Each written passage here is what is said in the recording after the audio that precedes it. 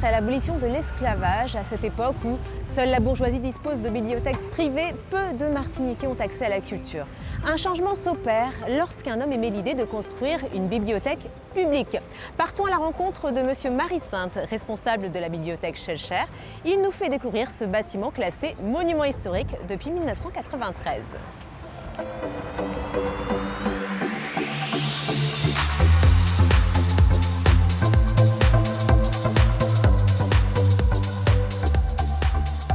Monsieur Marie-Sainte, alors comment l'idée de créer une bibliothèque publique est-elle née?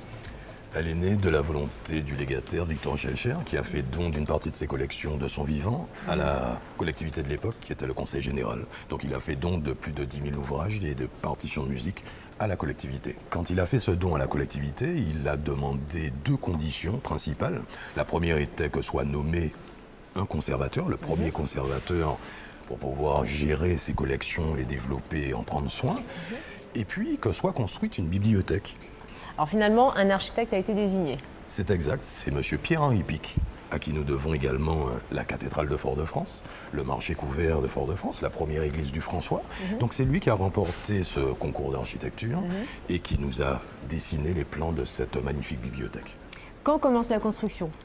Alors, officiellement, elle a duré 10 ans, 1883-1893, date d'inauguration, mais en faisant des recherches dans les archives, nous nous sommes rendus compte que la bibliothèque Schellcher était exposée à Paris, au Jardin des Tuileries, place du Carrousel, en 1887. À l'époque, les établissements Moreau, frères Moreau, montrant leur spécificité, leur savoir-faire en matière de construction technique, métallique, etc., ont donc érigé la bibliothèque Schellcher à Paris pour montrer leur savoir-faire. Cette bibliothèque a été ensuite démontée pièce par pièce et acheminée donc, de France via le Havre jusqu'en Martinique. En bateau. En bateau. Est-ce que vous pouvez nous dire quelques mots sur le style architectural du bâtiment?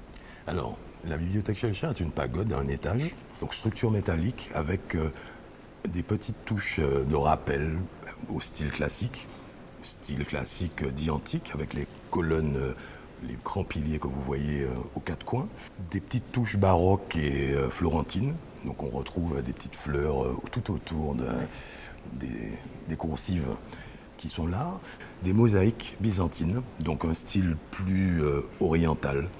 Un mélange de styles posé sur un carré parfait, donc de 18 mètres de côté, 23 mètres de haut. Il a su, compte tenu des contraintes thermiques et géologiques, adapter la bibliothèque sur la savane, puisqu'il faut savoir qu'à l'époque, ce terrain était marécageux et qu'il a fallu donc le poser sur des pieux qui descendent à plus de 20 mètres de profondeur. Alors la construction finalement s'achève en 1893. Savez-vous si Victor Schellcher a eu le temps de voir le bâtiment achevé? Je ne suis pas persuadé qu'il a eu le temps de visiter, ou en tout cas d'être présent à l'inauguration, puisque cette inauguration a eu lieu l'année de sa mort, et qu'il était déjà malade, et étant en tout cas à Paris à cette époque, je ne suis pas persuadé qu'il ait eu le temps de la voir en tout cas achevée. Merci beaucoup Monsieur Marie-Sainte pour toutes ces explications. Ça fait un plaisir, je vous en prie. On se retrouve bientôt pour un prochain numéro d'Un jour, un patrimoine.